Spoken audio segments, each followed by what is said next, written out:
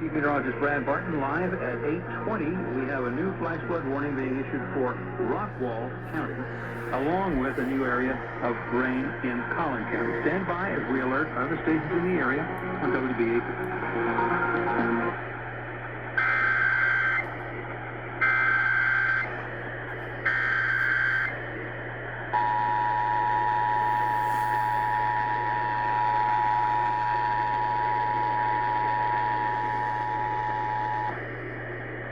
We interrupt programming at the request of the National Weather Service to activate the North Texas Emergency Alert System. The National Weather Service issuing new severe thunderstorms, new flash flood warning for Collin and Rockwall counties until 9:30, just a little over an hour from now. Heavy rainfall is underway. 2 and 3 inches of rain is already falling in some of those areas. An additional rainfall amount will put us over the edge. Flash flooding is either imminent or ongoing already. Flash flooding caused by strong thunderstorms.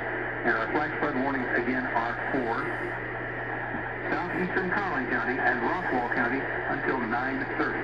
All North Texas stations affected by this alert are requesting to relay the proceedings.